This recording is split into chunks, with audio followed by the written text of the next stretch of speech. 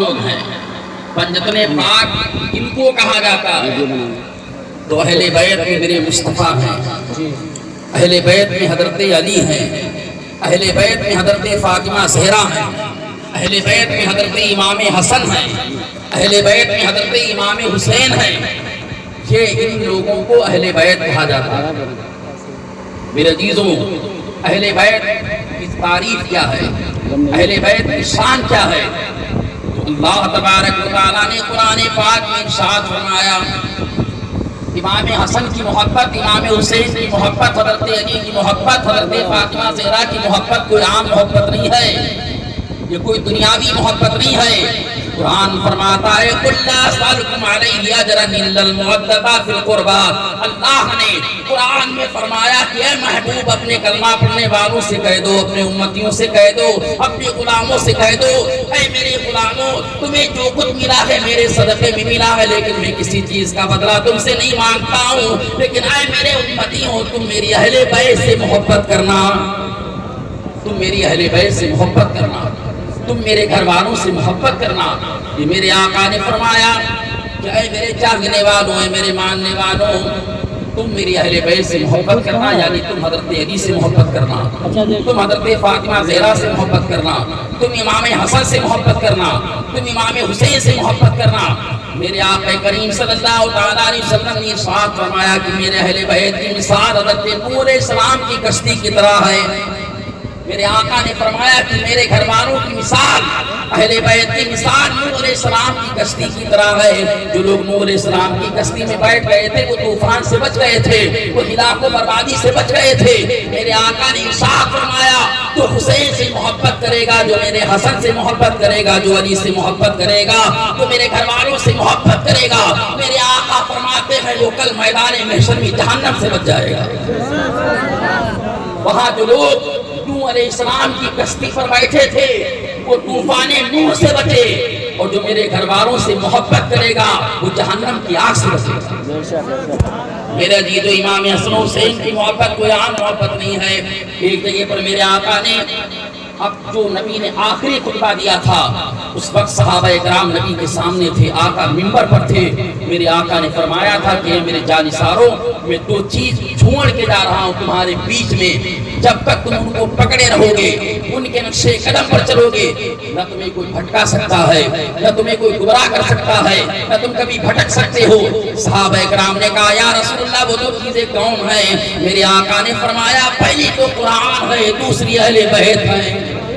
میرے آقا نے فرمایا ایک تو قرآن ہے جو اللہ کی کتاب ہے, وہ کتاب جس کا مرتبہ تمام کتابوں میں اعلیٰ ہے. حالانکہ آسمانی کتابیں 4 ہیں, ایک کتاب کا نام توریت ہے, ایک کتاب کا نام زبور ہے, ایک کتاب کا نام انجیل ہے, لیکن 4 کتابوں میں سب سے بڑا مرتبہ اگر کسی کتاب کا ہے تو قرآن کا ہے. قرآن جیسے کل نازل ہوا تھا ویسے قرآن آج بھی ہے, اور ویسا قرآن قیامت تک ہے.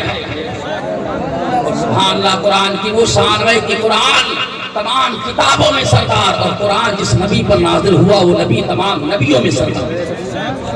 میرے آقا نے فرمایا ایک تو قرآن چھوڑ کے جا رہا ہوں, جب تک تم قرآن پڑھتے رہو گے, جب تک تم قرآن پر عمل کرتے رہو گے, قرآن کے پیغامات پر عمل کرتے رہو گے, تمہیں کوئی بھٹکا نہیں سکتا ہے, تمہیں کوئی راہ راست سے ہٹا نہیں سکتا ہے. دوسری میرے اہل بیت ہیں, یعنی جب تک تم امام حسین سے محبت کرو گے, امام حسن سے محبت کرو گے, علی سے محبت کرو گے, فاطمہ زہرا سے محبت کرو گے, ان کی اولادوں سے محبت کرو گے, کبھی تم غوث آدم سے محبت کرنا, کبھی غریب نواز سے محبت کرنا, کبھی صابر پاک سے محبت کرنا, کبھی وارث پاک سے محبت کرنا, اور آگے آؤ کبھی بلرام کے سادات کرام سے محبت کرنا, کبھی مہریرا کے سیدوں سے محبت کرنا. کیونکہ آقا نے فرمایا تھا جو اہل بیت سے محبت کرے گا وہ قیامت کے دن جب آئے گا تو اس کو شہادت کا درجہ دیا جائے گا, وہ مومن کی موت ہو کے مرے گا. تو میرے عزیزوں, اہل بیت کی محبت وہ ہے جو یہاں بھی کام آئے گی, قبر میں بھی کام آئے گی, میدان محشر میں بھی کام آئے گی. تو یہ محفل پاک اہل بیت کی محبت میں رچائی گئی. اہل بیت پاک کی محبت اس محفل کو رچایا گیا ہے. اہل بیت کی پہلی کڑی کون ہے؟ اہل بیت کی پہلی کڑی کا نام حضرت علی ہے, دوسری کڑی کا نام فاطمہ زہرا ہے, تیسری کڑی کا نام امام حسن ہے, چوتھی کڑی کا نام امام حسین ہے, اور میرے مصطفیٰ ان سب کے سردار ہیں. حضرت علی شیر خدا رضی اللہ تبارک و تعالیٰ عنہ جن کو داماد رسول کہا جاتا ہے، فاتح خیبر کہا جاتا ہے، ان کے والد کا نام ابو طالب ہے، ان کی ماں کا نام فاطمہ بنت اسد ہے۔ حضرت علی کی وہ ماں ہے کہ وہ ہاشمی عورت ہے جو سب سے پہلے میرے آقا پر ایمان لائی، سبحان اللہ۔ اور فاطمہ بنت اسد میرے آقا سے اتنی محبت کرتی تھی جتنی ان کی حقیقی ماں محبت کرتی تھی۔ اور جب حضرت فاطمہ بنت اسد کا انتقال ہوا تو میرے آقا جب ان کی قبر تیار کی گئی، حضرت علی کی ماں فاطمہ بنت اسد کی جب قبر کھودی گئی، جب قبر تیار ہو گئی تو میرے آقا حضرت فاطمہ بنت اسد کی قبر میں لیٹ گئے، سبحان اللہ۔ یعنی جب علی کی ماں کی قبر کھودی گئی تھی تو میرے آقا اس قبر میں لیٹ گئے۔ صحابہ نے کہا یا رسول اللہ آپ قبر میں کیوں لیٹ گئے؟ تو میرے آقا نے ارشاد فرمایا تھا، اے میرے جانثارو، میں اس قبر میں اس وجہ سے لیٹا ہوں تاکہ یہ قبر قیامت تک منور رہے، اس قبر میں قیامت تک روشنی رہے۔ اور یہ ہم سنیوں کا ایمان ہے، جس قبر میں نبی آ جائے وہ قیامت تک چمکتی رہے گی، وہ قیامت تک چمکتی رہے گی۔ جس کی ترجمانی بریلی کے امام نے کہی تھی کہ قبر میں لہرائیں گے نور کے۔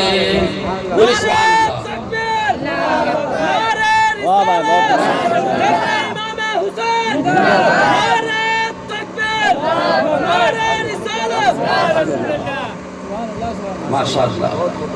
تو آقا قبر میں لیٹ گئے، صحابہ نے کہا یا رسول اللہ، اور مزے کی بات الحمدللہ ہم سنی ہے، ہم سنیوں کی قبر میں آقا ضرور تشریف لائیں گے۔ ہاں، اور قبر میں آقا تشریف لاتے ہیں، اور جب قبر میں آقا تشریف لائیں گے تو قبر میں اندھیرا نہیں ہوگا بلکہ نور ہی نور ہوگا۔ اس کی ترجمانی بریلی کی امام نے کی تھی کہ قبر میں لہرائیں گے تا حشر چشمے نور کے، جلوہ فرما ہوگی جب طلعت رسول اللہ۔ جبکہ میرے سرکار کسی کی قبر میں نہیں لیٹے۔ سوچو کہ میرے آقا فاطمہ بنت اسد سے کتنی محبت کرتے تھے۔ اچھا، بچہ جب ہم آپ کے یہاں پیدا ہوتا ہے تو بچہ روتا ہے بچہ۔ اچھا روتا کیوں ہے؟ یہ بھی تاریخوں میں آیا ہے کہ جب بچے کی پیدائش ہوتی ہے تو شیطان اپنے پنجوں کو مارتا ہے، جس کی تکلیف سے بچہ روتا ہے۔ کبھی کہا جاتا ہے کہ جلدی اذان کرو، کیونکہ جب اذان پڑھی جاتی ہے تو یہ بھی حدیث کے طرح آیا ہے کہ جب اذان ہوتی ہے تو جہاں تک اس کی آواز آتی وہاں تک شیطان بھاگتا رہتا ہے، رکتا نہیں ہے۔ تو آج ہمارے گھر میں جب بچہ پیدا ہوتا ہے تو روتا ہے، بچہ پیدا ہوتا ہے تو آنکھیں کھولتا ہے، کبھی ماں کو دیکھتا ہے کبھی باپ کو دیکھتا ہے۔ بچہ جب پیدا ہوتا ہے تو سب سے پہلے اپنی ماں کا دودھ پیتا ہے، لیکن جب حضرت علی کی پیدائش ہوئی تو حضرت علی نے آنکھیں نہیں کھولی، حضرت علی نے منہ نہیں کھولا۔ اب لوگ پریشان ہو گئے کہ اللہ جانے بچہ کیسا ہے کہ نہ تو آنکھیں کھول رہا ہے نہ تو منہ کھول رہا ہے۔ کوئی میرے آقا کے پاس گیا اور جا کر کے میرے آقا کو خبر بتا دی جا کر کے کہ یا رسول اللہ آپ کو مبارک ہو کہ آپ کے چچا کے یہاں بیٹا آیا ہے۔ حضرت علی کی جب پیدائش ہوئی مکے کے اندر تو کسی نے کہا یا رسول اللہ مبارک ہو، تمہارے گھر میں بیٹا، تمہارے چچا کے یہاں بیٹا آیا ہے، یعنی تمہارا بھائی آیا ہے۔ کیونکہ ابو طالب میرے سرکار کے سگے چچا تھے، ابو طالب کے بیٹے حضرت علی ہیں۔ تاریخ کے اندر آیا ہے کہ حضرت علی نے آنکھیں نہیں کھولی، حضرت علی نے منہ نہیں کھولا۔ پیدائش ہو گئی، نہ تو ماں کو دیکھا نہ تو باپ کو دیکھا نہ بھائی کو دیکھا نہ تو ماں کا دودھ پیا۔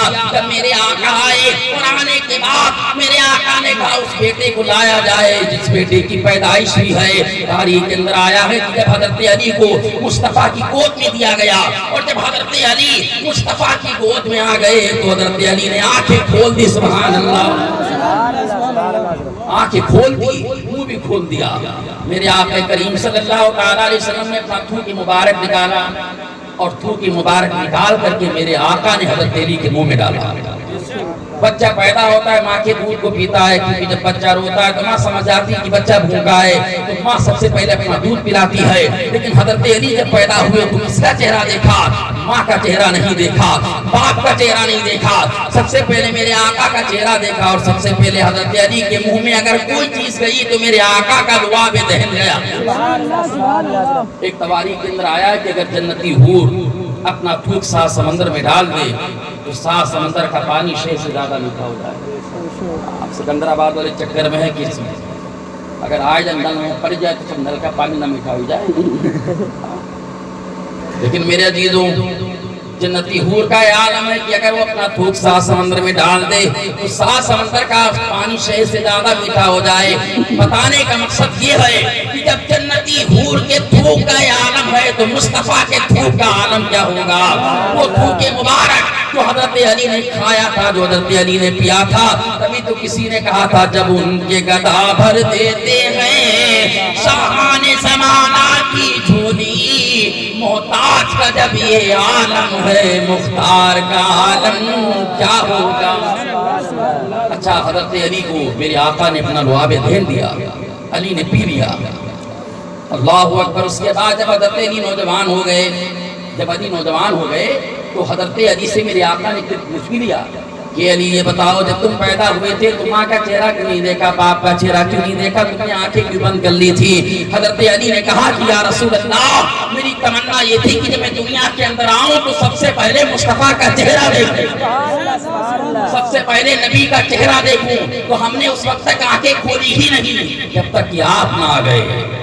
जब आपने गोद में लिया तो मैं समझ गया कि मैं मुस्तफा की गोद में हूँ, मैंने आंखें खोल दी। अरे सुनियो, जो अली बचपने में इतना होशियार हो वो जवानी में कितना होशियार हो। फिर उसी का तो शहजादा इमाम हुसैन है।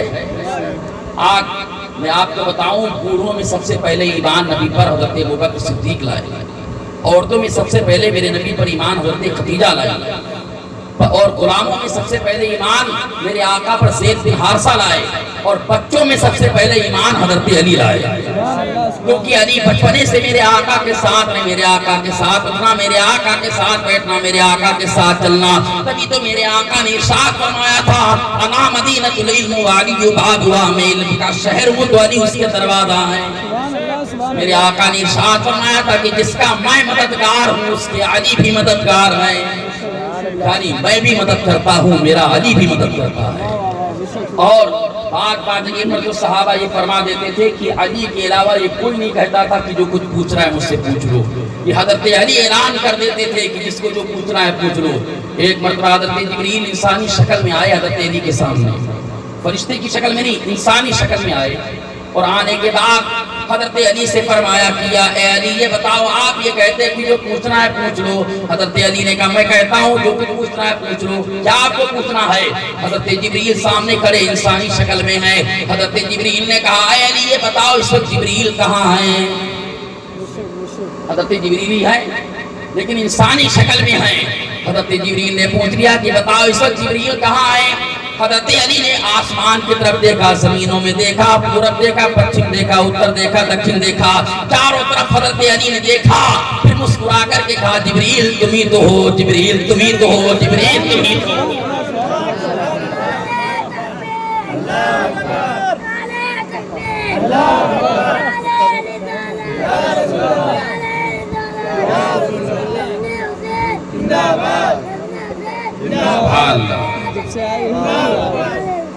इमाम हुसैन तारीखें तो हमने बहुत पढ़ी हैं, लेकिन इमाम हुसैन की वो शान है कि मैं समझता हूँ कि जैसे ही बच्चा पैदा होता है अल्लाह ताला पैदा होते ही बच्चे के दिल में हुसैन की मोहब्बत डाल देता है।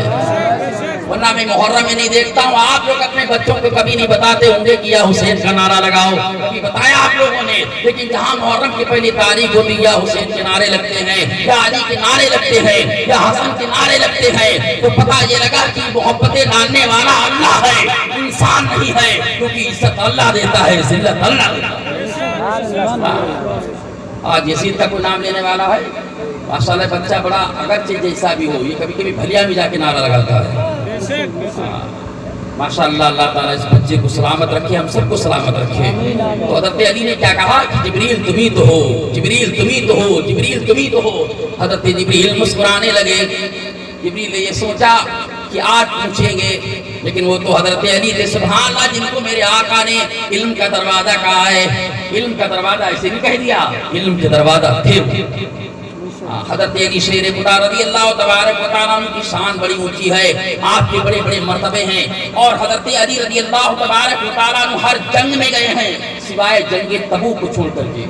आप जंग तबूक में नहीं गए थे, मेरे आका ने मना कर दिया था, वरना कोई इस्लाम की ऐसी जंग नहीं जिस जंग में हजरत अली गए ना हो। और बाज जंगें तो ऐसी हैं मियाँ जिसको हजरत अली ने तनहा फतेह किया। اس کو حضرت علی نے تنہا فتح کیا، جیسے خیبر کو حضرت علی نے اکیلے فتح کیا۔ وہ خیبر کا قلعہ جو مدینہ شریف سے 80 کلومیٹر دوری پر ہے، ماشاءاللہ زیارت ہم نے بھی کی ہے، 80 کلومیٹر دوری پر یہ خیبر کا قلعہ بھی ہے۔ اور یہ خیبر کا قلعہ کو میرے آقا نے جب فتح کرنا چاہا تو میرے آقا اپنے صحابہ کو لے کر کے خیبر کے پاس پہنچ گئے، اور پہنچنے کے بعد میرے آقا نے اپنے صحابیوں سے کہا کہ خیبر کو فتح کرنا ہے، تو پہلے دن آقا نے ابو بکر کو بھیجا لشکر لے کر کے کہ جاؤ ابو بکر، آج تمہیں خیبر کو فتح کرنا ہے۔ حضرت ابو بکر گئے، صبح سے شام تک جنگ ہوتی رہی لیکن خیبر فتح نہ ہوا۔ دوسرے دن پھر میرے آقا نے حضرت عمر کو بلایا، حضرت عمر کو اسلام کا جھنڈا دیا، کہا جاؤ عمر، آج تمہیں خیبر کو فتح کر لینا ہے۔ حضرت عمر دوسرے دن گئے، صبح سے شام تک جنگ ہوئی لیکن خیبر فتح نہ ہوا۔